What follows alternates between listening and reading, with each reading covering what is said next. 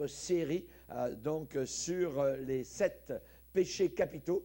Et particulièrement, donc, la dernière fois, on avait achevé ce péché qui s'appelle la colère. Et aujourd'hui, nous allons passer à un autre sujet, un autre péché, et c'est la gloutonnerie. J'imagine, depuis que vous êtes chrétien, vous n'avez jamais entendu parler d'un message là-dessus. Alors, vous allez en entendre parler parce que c'est un péché. Voyez, le péché de glouton. Vous voyez, la gloutonnerie. Alors, si vous voulez bien, on va lire dans Philippiens, chapitre 3. Philippiens, chapitre 3, nous allons lire à partir du verset 17. Chapitre 3, verset 17. L'apôtre Paul dit « Soyez tous mes imitateurs, frères, et portez les regards sur ceux qui marchent selon le modèle que vous avez en nous. Car il en est plusieurs qui marchent en ennemis de la croix de Christ. Je vous en ai souvent parlé, et j'en parle maintenant encore en pleurant. Leur fin sera la perdition, l'enfer. Ils ont pour Dieu, c'est-à-dire avec un petit d, ils ont pour Dieu leur ventre. Et ils mettent leur gloire dans ce qui fait leur honte. Ils ne pensent qu'aux choses de la terre. Mais notre cité à nous est dans les cieux, d'où nous attendons aussi comme sauveur le Seigneur Jésus-Christ, qui transformera le corps de notre humiliation en le rendant semblable au corps de sa gloire, par le pouvoir qu'il a de s'assujettir toutes choses. C'est pourquoi, mes bien-aimés et très chers frères, vous qui êtes ma joie et ma couronne, demeurez ainsi fermes dans le Seigneur, mes bien-aimés. Amen. Père, nous voulons te bénir et te glorifier pour ta puissante parole. Nous te demandons, Seigneur, qu'elle puisse être pour nous un encouragement à comprendre tes voies. Nous savons, Seigneur, que nous ne voulons pas laisser tomber à terre aucune de tes paroles comme Samuel le faisait à son jeune âge. Nous désirons entrevoir, voir, comprendre, être éclairés par cette parole qui nous dévoile ta volonté, qui est bonne, agréable et parfaite. Veuille bénir les auditeurs et auditrices de ce message et que nous puissions non seulement l'entendre, l'écouter, mais aussi le mettre en pratique. Dans le nom puissant de Jésus, Amen. Et tout le peuple dit Amen. Gloire à Dieu. Vous pouvez vous asseoir, frères et sœurs, chers amis.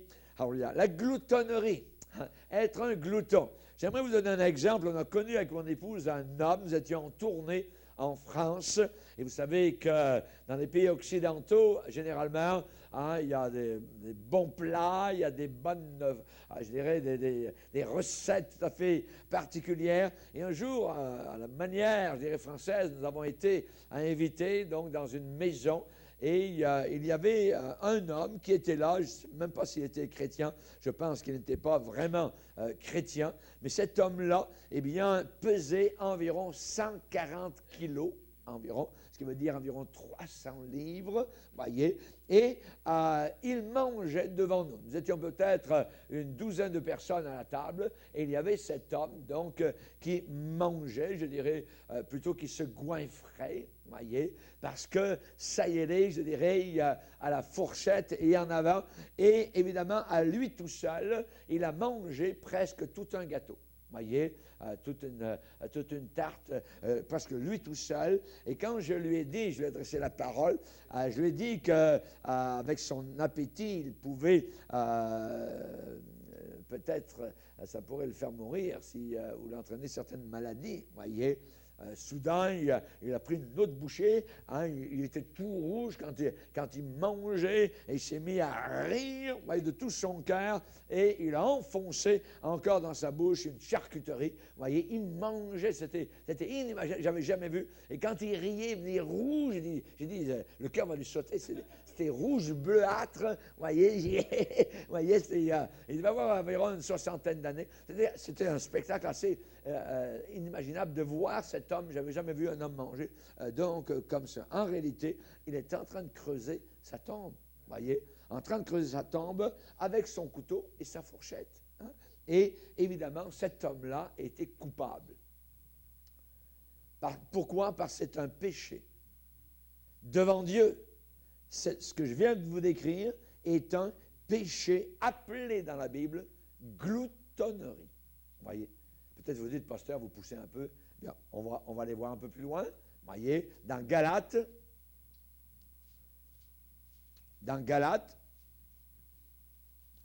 on va voir les œuvres de la chair. Oui, les œuvres de la chair.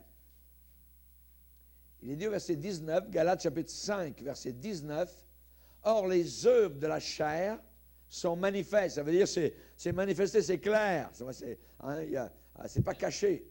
Ce sont l'impudicité sexuelle, l'impureté, la dissolution, l'idolâtrie, la magie, les inimitiés, les querelles, les jalousies, les animosités, les disputes, les divisions, les sectes, l'envie, l'ivrognerie et le dernier, les excès de table. Les excès de table et les choses semblables. Et Paul finit en disant, je vous dis d'avance, ça veut dire je vous prédis, je vous dis à l'avance, comme je l'ai déjà dit, que ceux qui commettent de telles choses n'hériteront pas le royaume de Dieu. Ça veut dire que on ne peut pas être un glouton, on ne peut pas faire des excès de table et aller au ciel. C'est pas moi qui le dis, c'est la Bible, c'est écrit noir sur blanc dans les Écritures. C'est peut-être parce que nous ne lisons pas suffisamment la Bible que nous avons besoin de nous arrêter donc sur cette chose-là. Les excès de table. Dans Larousse, particulièrement le dictionnaire, au mot glouton, il est dit celui qui mange avec avidité et avec excès. Avec excès. Et nous avons le mot excès. Ça veut dire ici c'est excessif. Les excès de table. Je vous le dis d'avance, dit Paul, que ceux qui font une telle chose n'hériteront pas le royaume de Dieu. Ils ne vont pas au ciel. Les chrétiens mangent, on peut avoir un bon appétit, mais gloutons, et ce que je vous ai décrit tout à l'heure, évidemment, donc ce n'est pas quelque chose qui est, je dirais, approuvé de Dieu, puis c'est très bien, non, c'est un péché. C'est un péché. Et Paul va dire, ceux qui ont pour Dieu leur ventre, Paul va dire, c'est la perdition. La perdition, c'est l'enfer, voyez. Donc, évidemment, qu'est-ce qui se passe autour de nous? C'est que le niveau de vie augmente. N'a jamais augmenté depuis, je dirais, 50 ans, depuis la Deuxième Guerre mondiale, que ce que nous vivons actuellement. Il n'y a jamais eu autant d'argent, les épiceries n'ont jamais été aussi pleines, les choix n'ont jamais été aussi nombreux sur les étagères, voyez. Le niveau de vie augmente au Canada et dans le monde occidental et on vit bien mieux que jamais auparavant. On a plus de temps de loisirs qu'on n'a jamais eu, ou que nos pères ou nos grands-pères en ont eu auparavant. Il y a plus de nourriture à manger que n'importe qui dans toute l'histoire du monde. Il faut s'arrêter là-dessus, voyez. Ce qui veut dire que la prospérité dans laquelle nous vivons actuellement, eh bien, fait que le matérialisme est en train de ramper. Le culte du confort, voyez, on veut tous être confortables. Voyez, lazy boy, chouk. Voyez, les pieds en l'air, c'est merveilleux. On a nos lits, voyez. J'ai rien contre ça, j'en ai un dans mon salon, voyez. Mais c'est simplement pour vous dire que c'est quelque chose aujourd'hui qui est tout à fait comme normal, voyez, d'avoir le confort, l'aise, le luxe, voyez. Qu'est-ce qui se passe? C'est que nous sommes en train de lancer un message. Et le message que cette génération est en train de lancer, c'est que l'homme peut vivre seulement de pain. La Bible dit, l'homme ne vivra pas de pain uniquement, de matériel uniquement, voyez. Mais cette génération est en train de dire, oui, on peut mettre Dieu de côté complètement et l'homme est capable de vivre uniquement de pain, voyez. On n'a pas besoin donc du Seigneur. Les appétits sont charnels, voyez, et la Bible dit que de s'abandonner, se livrer à un appétit désordonné, c'est l'ennemi public numéro 1, number one, voyez. Donc, en réalité, nous sommes en train de revenir comme à Rome. La chute des Romains, de l'Empire romain, c'était deux choses. Les Romains demandaient deux choses. Ils demandaient, premièrement, du pain, de la bouffe, et ensuite des jeux. Amusez-nous, voyez, entertainment, voyez. Ça veut dire, nous voulons des distractions, nous voulons des spectacles. Et je dirais, vous pouvez écouter les nouvelles à la radio chaque jour et le mot spectacle sort quasiment toutes les 5 minutes. Spectacle, spectacle, spectacle, voyez. Chers amis, l'appétit, je dirais, pour toutes sortes de choses est devenu un Dieu, voyez. L'homme actuel, il a son temple. Son temple, c'est le supermarché. C'est le magasinage. Ça devient son temple. C'est là où ça se passe, voyez. Ensuite, son hôtel, c'est le comptoir de marchandises, voyez. C'est là qu'il adore, voyez. Son ciel, c'est le confort. Tout ce qu'il recherche. Dieu est capable de souffler dessus, comme aujourd'hui, des vents très forts, et de tout balancer, mais l'homme ne pense pas du tout à cela, voyez. Un des grands péchés placés côte à côte avec l'orgueil, avec la jalousie, avec l'impureté, avec la magie, c'est-à-dire l'occultisme, les excès de table. Même niveau. Excès de table. Nous mangeons trop et nous avons des émissions pour nous montrer comment des bonhommes et des bonnes femmes, voyez, sont en train de courir, tout ça, puis on leur fait perdre du poids, pendant que de l'autre côté de la terre, les gens n'ont rien à manger, et la moitié de la terre va coucher ce soir, dormir avec le ventre vide, voyez. Mangeons et buvons, demain nous mourrons, voyez. Ça, c'est le slogan, évidemment, de cette génération. Mais, évidemment, un péché que beaucoup de nous commettons, voyez, mais que très peu de personnes mentionnent. Très peu de personnes mentionnent.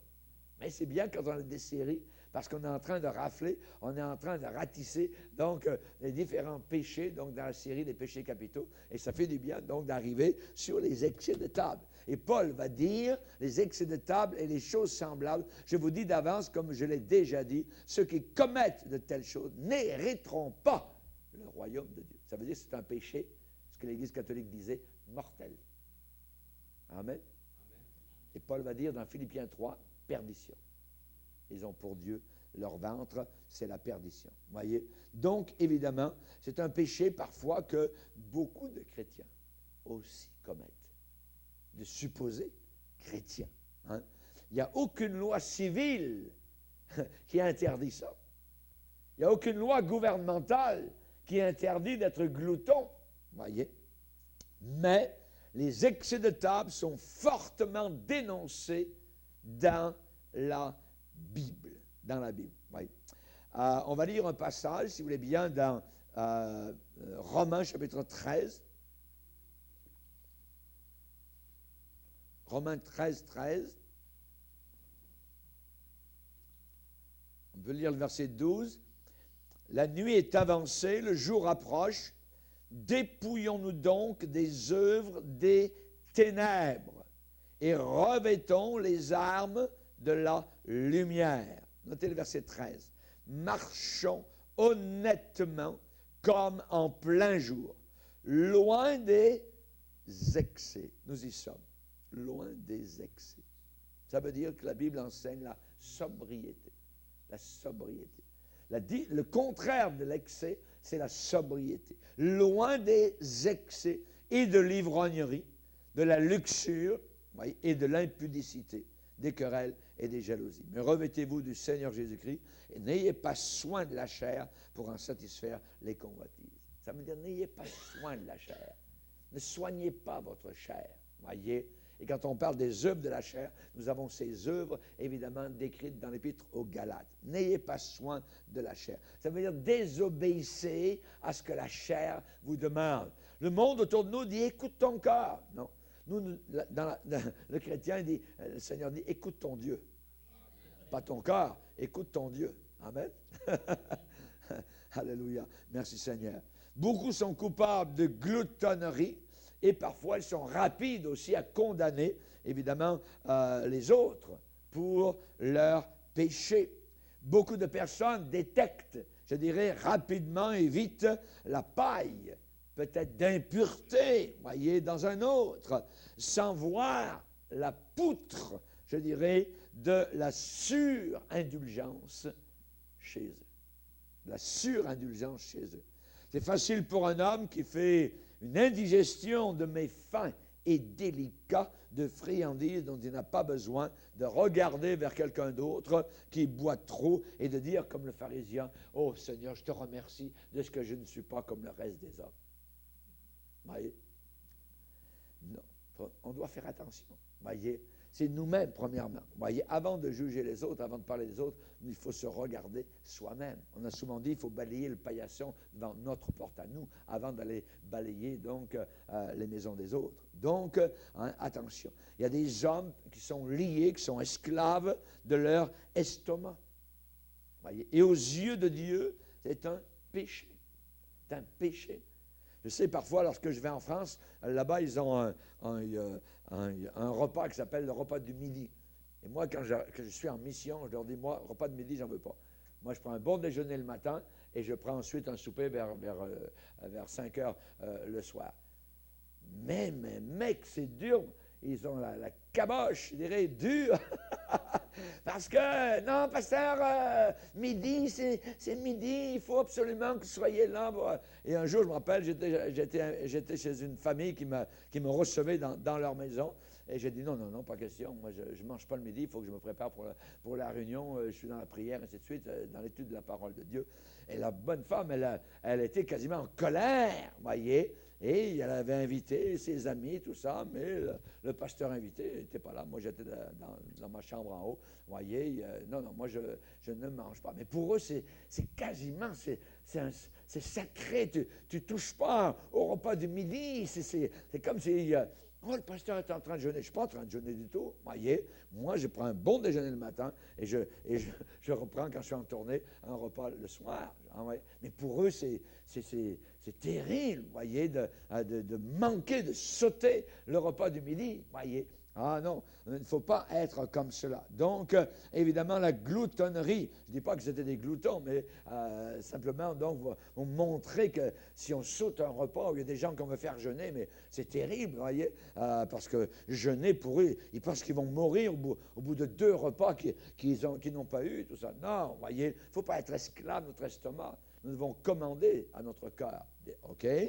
Pendant 3 jours, si vous avez décidé de faire un jeûne pour 3 jours, pour un besoin, que ce soit, où l'Église est dans le jeûne, eh bien, c'est vous qui commandez votre cœur. Non, tu ne mangeras pas. C'est tout, c'est moi qui bosse. Amen. Alors, il y a, gloire au Seigneur, mais c'est comme ça. Il ne faut pas que le corps commande, voyez. Alors, si le corps commence à commander sur un point, il va commander sur un autre point, il va commander ailleurs, et ainsi de suite. Non. Voyez, il faut évidemment que le corps soit soumis. Alléluia. L'apôtre Paul dit lui-même, il dit, je tiens mon corps assujetti, de peur qu'après avoir prêché aux autres, voyez, je ne sois moi-même disqualifié. Ce qui veut dire que le corps peut vous faire toutes sortes d'antilopettes, voyez, et vous amener là où vous ne vouliez pas, mais parce qu'il n'y a pas de contrôle, il faut qu'il y ait le contrôle sur notre corps. La gloutonnerie est identifiée avec les choses terrestres et avec le matérialisme. Avec le matérialisme, voyez. L'apôtre Paul dit à ces gens-là qui ont pour Dieu leur ventre, leur fin sera la perdition. Ils ont pour Dieu leur ventre et ils mettent leur gloire dans ce qui fait leur honte.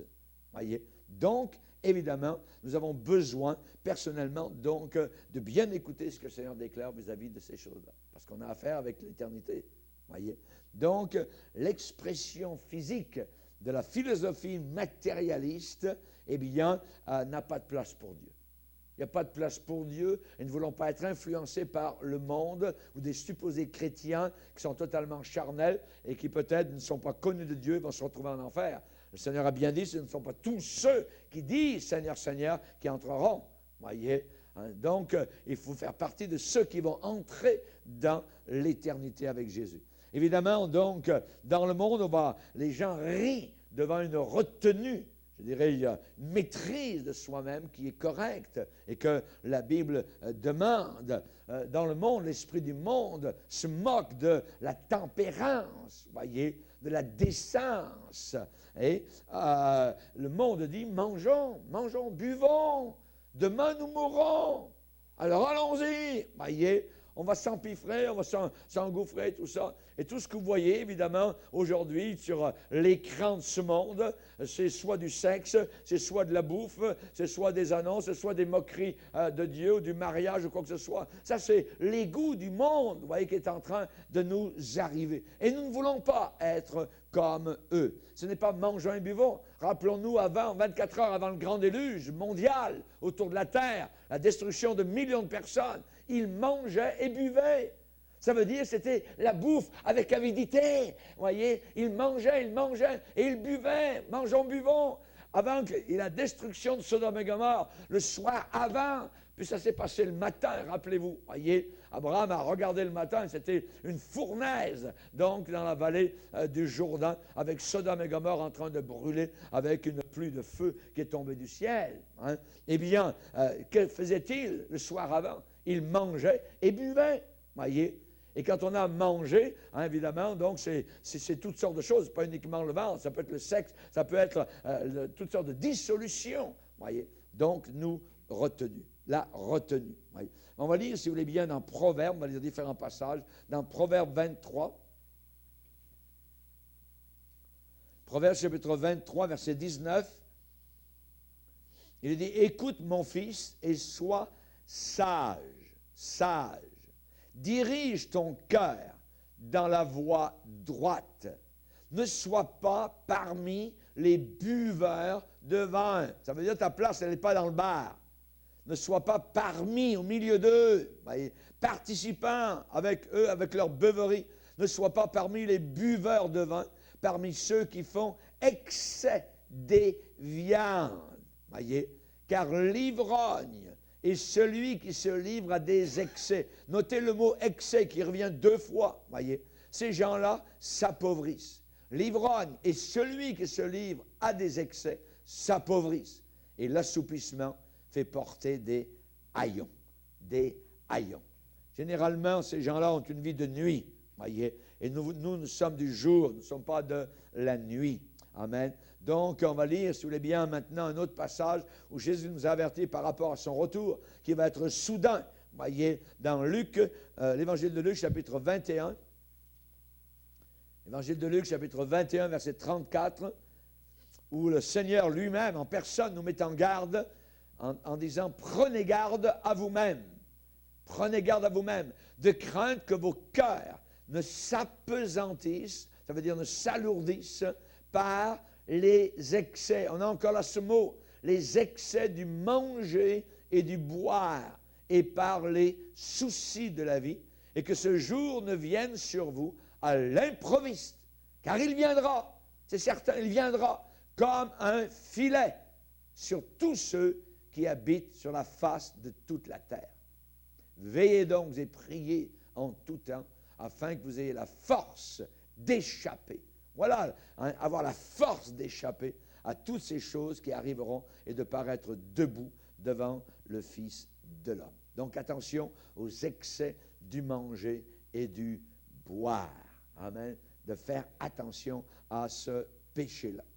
Évidemment, donc, il est facile aujourd'hui de remplir nos esprits par des ordures, par des saletés, et nos estomacs par des poubelles. Par des poubelles, voyez.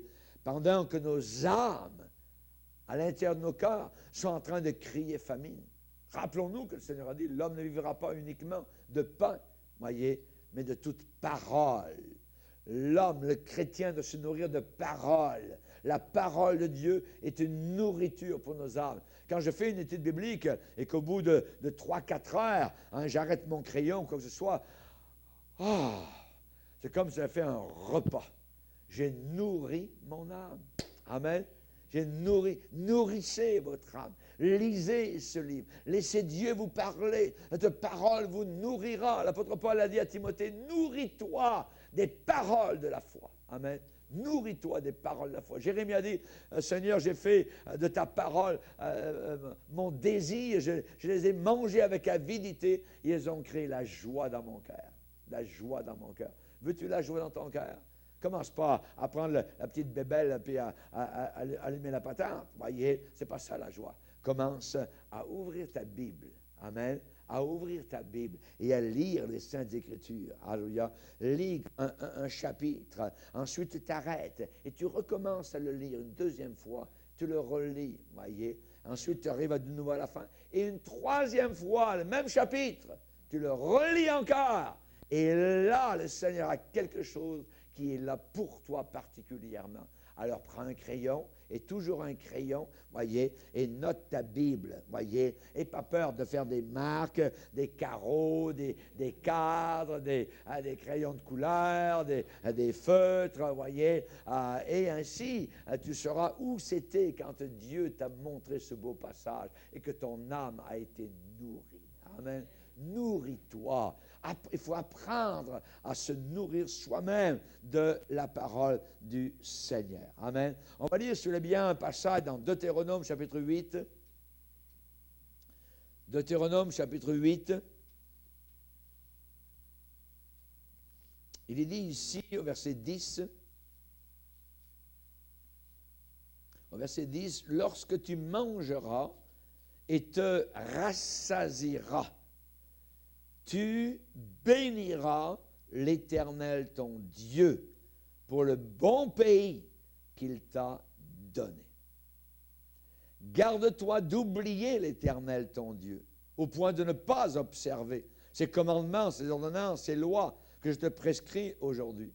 Lorsque tu mangeras et te rassasieras, lorsque tu bâtiras et habiteras de belles maisons, lorsque tu verras multiplier ton gros et ton menu bétail, s'augmenter ton argent et ton or et s'accroître, tout ce qui est à toi. Attention, watch out, prends garde que ton cœur ne s'enfle l'orgueil et que tu n'oublies l'Éternel ton Dieu qui t'a fait sortir de pays d'Égypte. Pour nous chrétiens, qui nous a sortis du monde, qui nous a sauvés de la maison de servitude, d'esclavage, et qui t'a fait marcher dans ce grand et affreux désert, c'est-à-dire dans le monde actuellement, où il y a des serpents brûlants, des scorpions, des démons, tout ce que tu veux, dans des lieux arides et sans eau, et qui a fait jaillir pour toi de l'eau du rocher le plus dur, qui t'a fait manger dans le désert la manne, inconnue à tes pères, afin de t'humilier et de t'éprouver pour te faire ensuite du bien. Garde-toi de dire dans ton cœur, mais c'est ma force, c'est la puissance de ma main qui m'ont acquis ces richesses. Non, non. Souviens-toi de l'Éternel ton Dieu, parce que c'est lui qui te donnera de la force pour les acquérir, afin de confirmer, comme il le fait aujourd'hui, son alliance qu'il a jurée à tes pères. Si tu oublies l'Éternel ton Dieu, et que tu ailles après d'autres dieux, si tu les sers, te prosternes devant eux, je vous déclare formellement aujourd'hui que vous périrez. Vous périrez comme les nations, c'est-à-dire comme les païens, que l'Éternel fait périr devant vous, parce que vous n'aurez point écouté la voix de l'Éternel, votre Dieu. Amen. Alors, gloire au Seigneur. C'est un très beau passage à relire, à méditer, quand ça va bien dans ta vie, quand tu vois que des choses vont bien, eh bien, ne dis pas, « Hey, c'est parce que je suis fort, c'est parce que j'ai eu des diplômes, c'est parce que je suis intelligent, j'ai arrivé à faire ceci, cela. » Non, non. C'est Dieu qui te permettra d'acquérir ces choses-là. C'est lui, voyez. Donc, bénis ton Dieu quand tu mangeras. Amen. Quand tu boiras. Alléluia. Donc, ne pas être des gloutons. La gloutonnerie, en réalité, c'est une perversion, je dirais, de l'appétit naturel que Dieu nous a donné. L'appétit que nous avons, c'est un cadeau de Dieu. Voyez, quand on a faim et quand on arrive à table, c'est quelque chose que Dieu désire. Et quand on mange normalement, voyez, eh bien, c'est quelque chose de formidable. Et nous devons toujours dire merci Seigneur. Voyez, mais la gloutonnerie, c'est les excès. Voyez, aujourd'hui, vous allez dans les restaurants, voyez, une seule assiette. Mais ça pourrait faire quasiment pour 3 personnes, voyez. Voyez, et généralement, on mange trop, voyez. Donc, peut-être que c'est bon de demander une demi-portion ou quoi que ce soit, parce que ça ne sert absolument à rien. C'est des excès. Nous avons besoin de faire attention donc à cela. Je ne suis pas en train de vous prêcher la maigreur, quoi que ce soit, ou maigrir par le Saint-Esprit, et ainsi de suite, ou chasser les bourrelets au nom de Jésus. Vous voyez, il y a des fous et des folles, vous voyez, dans le milieu chrétien, qui chassent les bourrelets comme quand on chasse les démons. Vous voyez, c'est abominable, vous voyez. Mais on va parler de la vraie chose, on va parler des choses que le Seigneur nous dit, évidemment. Donc, le péché, ce n'est pas toujours une transgression ouverte et flagrante, mais souvent, c'est une déformation d'appétit naturel que Dieu nous a donné, une déformation de désirs, je dirais, normaux. Vous savez que l'amour, aujourd'hui, souvent est déformé en convoitise. Les gens pensent qu'ils s'aiment, alors c'est de la convoitise. Voyez, le respect de soi-même est changé et déformé aujourd'hui en ambition impie. Voyez, quelqu'un est ambitieux. Voyez, mais attends, souvent c'est de l'orgueil, c'est un péché. Il faut faire attention. Voyez. Donc, quand on a une fin normale donnée de Dieu, alors ça devient anormal jusqu'à parfois, si on fait des excès, jusqu'à endommager nos cœurs, jusqu'à engourdir même notre esprit. Vous ne voulez plus rien faire, vous vous endormez complètement, vous voyez, on mange trop, on n'est plus alerte. Quand j'étais jeune à l'école, enfant, on nous apprenait, il y avait des cours de sorte de bienséance, ainsi de suite, et on nous disait qu'on devrait quitter la table en ayant un léger appétit. On devrait quitter la table en ayant pouvoir manger encore quelque chose d'autre. Vous voyez, et je trouve que c'était bien. Ça, c'est la sobriété. Vous voyez, et ainsi, ça nous aide donc dans notre santé aussi. Donc, la gratification de nos péchés, de nos appétits charnels, c'est quelque chose de dangereux. Vous voyez, quand on écoute notre corps, jusqu'à finalement donc à passer overboard et à passer par-dessus évidemment ce que la parole de Dieu déclare. Donc attention, quand Dieu ne passe pas en premier dans nos vies, il faut absolument, Dieu ne prendra jamais la deuxième ou troisième place, jamais, il n'acceptera jamais ça. C'est toujours en premier, Dieu en avant. Il est le berger, il nous conduit et nous devons suivre évidemment donc son livre d'instruction qui est la Bible et il ne changera jamais son livre d'instruction. Les païens disent, que mangerons-nous? Que boirons-nous? Ce sont les païens qui recherchent ça. Toi, recherche premièrement le royaume de Dieu et sa justice et le reste te sera donné par surcroît. Amen, gloire au Seigneur. Il y a beaucoup de nous qui passons parfois nos vies dans la poursuite de choses uniquement matérielles et ça peut pousser même Jésus-Christ en dehors de nos vies. Et il y a des personnes parfois qui au dernier moment, dans un moment de frénésie à la fin de leur vie, « Oh Seigneur, aie pitié de mon âme. » Voyez, Seigneur, aie pitié de mon âme. Est-ce bien, est-ce intelligent d'attendre la dernière seconde de notre vie sur terre pour faire la plus urgente des transactions de la vie, c'est-à-dire se mettre en règle avec Dieu. J'ai fait ça à l'âge de 21 ans. J'ai dit, Seigneur, moi je veux me mettre en règle avec toi. Tôt ou tard, je vais partir, que je meure à 90 ans ou que je meure à 22 ans ou n'importe quand. Seigneur, moi je me mets en règle avec toi. Ça, c'est intelligent. Vous voyez, je ne veux pas dire que je suis intelligent, mais je suis un pécheur qui est venu vers le Seigneur pour me repentir de mes péchés.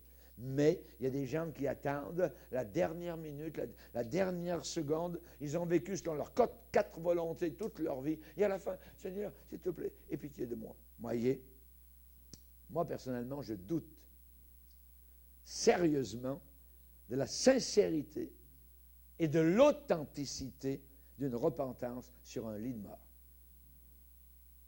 Sur un lit de mort, se repentir, quelqu'un qui a entendu l'Évangile toute sa vie. C'est vrai que Dieu peut donner une chance à un homme, voyez, qui n'a jamais été averti, voyez, qui n'a jamais, je dis bien, été averti, qui n'a jamais entendu le plan du salut clairement expliqué, mais un homme, voyez, ou une femme qui a souvent rejeté délibérément Jésus-Christ, voyez, et qui a continué, malgré cela, dans ses péchés, je vais vous dire une chose, il y a très peu d'espoir. Il y a très peu d'espoir pour que cette personne trouve la paix avec Dieu sur son lit de mort. Il y a un homme qui est connu historiquement, voyez, c'était un écrivain qui s'appelait en France Voltaire, et qui, toute sa vie, a entendu parler de chrétiens. Il savait très bien ce qu'était le salut. Et sur son lit de mort, « Oh, aie pitié de moi !» Voyez, et ça n'a rien fait. L'infirmière qui était à côté de lui a dit « Je ne veux plus jamais voir mourir quelqu'un de semblable. » C'est abominable. Il savait qu'il descendait en enfer. Il criait « Oh Dieu, pitié de moi !» mais il n'était pas capable de se repentir. Impossible. C'est-à-dire qu'il y a des gens, « Oh, on verra bien sur le lit de mort. » Ouais. On nous dit que supposément Darwin, sur son lit de mort, s'est repenti. Je ne sais pas. Je ne sais pas. C'est très dangereux. D'entendre parler du Seigneur, d'inventer des folies d'évolutionnisme toute sa vie, et sur son lit de mort, « Oh Dieu, ce que j'ai enseigné, c'est pas bon. » Voyez, c'est très dangereux. Oui. On se rappelle l'exemple dans la parole de Dieu d'Ésaü et Jacob. On va le lire. Ésaü et Jacob. Dans Genèse 25. Genèse 25. Genèse 25, verset 29.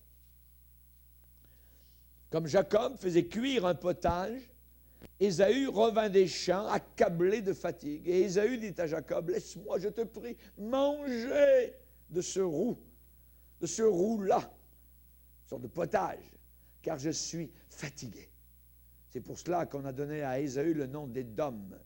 Jacob dit, « Vends-moi aujourd'hui ton droit d'aînesse. » Ésaü répondit, « Voici, je m'en vais mourir. » Il est en train de dire, « Je suis tellement fatigué. À quoi me sert ce droit d'aînesse? » Et Jacob dit, « Jure-le-moi d'abord. » Il le lui jura. Et il vendit son droit d'aînesse à Jacob. Et alors Jacob donna à Ésaü du pain et du potage de lentilles. Il mangea et but, puis se leva et s'en alla. C'est ainsi qu'Ésaü méprisa le droit d'aînesse. Méprisa les choses de Dieu. Méprisa les choses spirituelles. Voyez. Et plus tard, vous savez ce qui est arrivé plus tard? On va lire dans Hébreux. Hébreux chapitre 12. Verset 15. Veillez à ce que nul, c'est-à-dire que personne, ne se prive de la grâce de Dieu, à ce qu'aucune racine d'amertume, poussant des rejetons, ne produise du trouble, et que plusieurs n'en soient infectés. Veillez à ce qu'il n'y ait ni impudique sexuel, ni profane comme Ésaü. Ce qui veut dire que Ésaü était un impudique sexuel et un profane qui, pour un mets, vendit son droit d'aînesse, les choses spirituelles, les choses de Dieu. Vous savez que plus tard, voulant obtenir la bénédiction, il fut rejeté, quoiqu'il la sollicita avec larmes, car son repentir ne put avoir aucun effet. Aucun effet. Il y a des gens qui disent, je me repentirai quand je le voulais. Vous pouvez vous repentir. Judas s'est repenti aussi. Il est allé rendre les pièces d'or, mais il s'est suicidé. Il est descendu en enfer. Jésus l'a appelé fils de perdition. Ésaü, vous ne le verrez jamais au ciel. Son repentir n'a pu avoir aucun effet.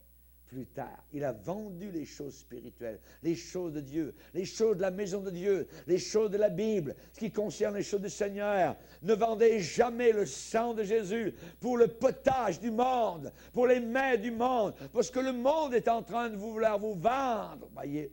Non, jamais nous n'accepterons une chose semblable. C'est vrai que Dieu, je répète, Dieu peut donner une chance à quelqu'un qui n'a jamais été averti, qui ne connaissait pas, comme à côté de la croix. Cet homme, simplement en dernière minute, vous voyez, a accepté, a reconnu, a cru. La grâce de Dieu a touché son cœur. Mais il n'avait jamais, auparavant, évidemment, fait aucun pas. Il n'avait jamais véritablement entendu parler du salut par Jésus-Christ et que Jésus était véritablement roi. Mais cet homme a eu la chance et Jésus lui a dit, aujourd'hui, tu seras avec moi dans le paradis. Mais il y a des gens qui pensent, je veux faire comme lui, vous voyez.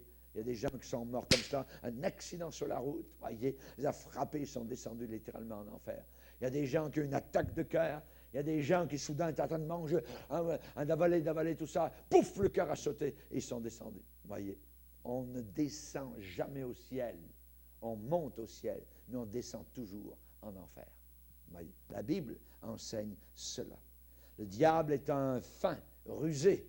Il est capable de prendre beaucoup de gens comme cela qui ne sont pas prudents et qui ne sont pas sérieux avec le Seigneur.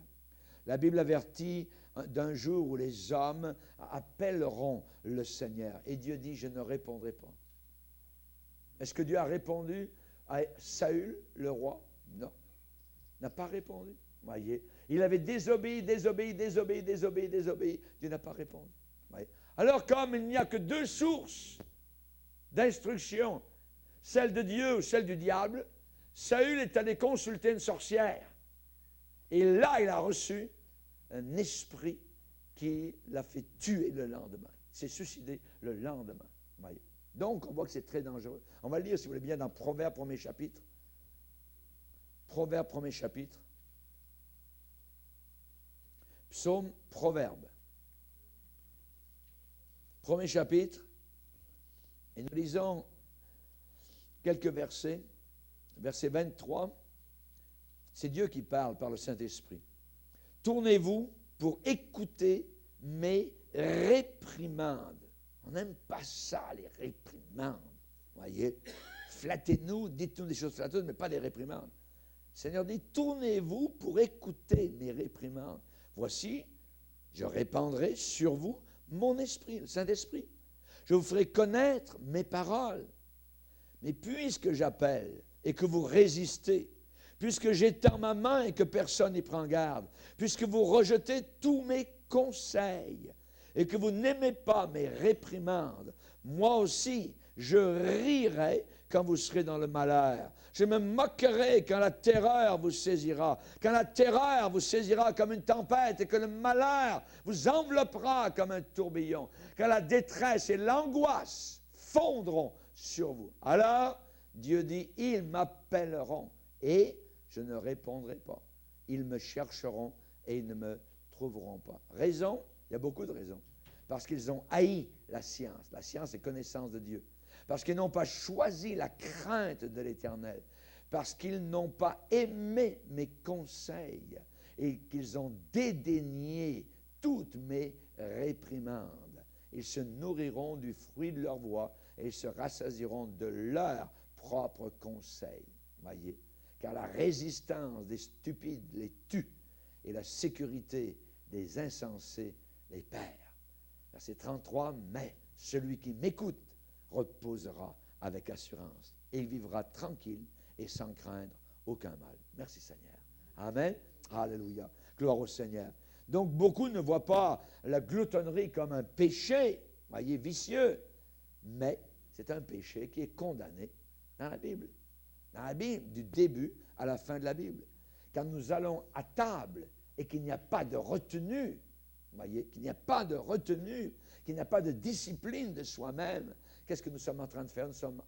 Nous mangeons, je dirais, nous creusons avec nos dents notre chemin vers la tombe, et aussi vers l'enfer. Et aussi vers l'enfer, vers la destruction, vers la perdition. L'apôtre Paul dit très bien, ceux qui ont pour Dieu leur ventre, leur fin sera la perdition. La perdition. Paul en parle en pleurant, voyez, en parlant en pleurant. Donc, attention, la gloutonnerie, ce n'est pas uniquement le péché de trop manger, ça peut être aussi le péché de trop boire. Vous avez vu aujourd'hui le genre de coupe qu'ils ont? Voyez, c'est des vrais litres. Voyez, vous tenez ça par la main. Auparavant, on regardait à la messe les curés catholiques, voyez, avec leur affaire. Ouais, c'était gros, c'était toute une affaire. Aujourd'hui, on a ça dans les maisons. Voyez, c'est des verres qui peuvent contenir quasiment 1 millilitre de vin. Voyez, d'alcool. C'est terrible. C'est terrible. Voyez. Donc, attention à la dissipation, à la débauche, à la dissolution. Hein? Il y a des gens qui veillent aussi tard, soir après soir. Pourquoi? Pour le plaisir, pour l'amusement. Ils perdent même leur sommeil réparateur. Voyez? Aujourd'hui, il n'y a jamais eu autant de pilules vendus pour dormir. Pourquoi? Parce qu'il y a trop de péché dans leur cœur. Voyez? Ils n'arrivent même plus à dormir, ils perdent leur sommeil qui pourtant était prévu par Dieu pour réparer, renouveler leur force. Voyez? Alors évidemment, soir après soir, ils veillent trop tard, minuit, 1h du matin, 2h du matin. Voyez? Ça devient une habitude, c'est juste pour le plaisir, pour la satisfaction, pour l'ambition, pour la convoitise, pour la cupidité. Voyez?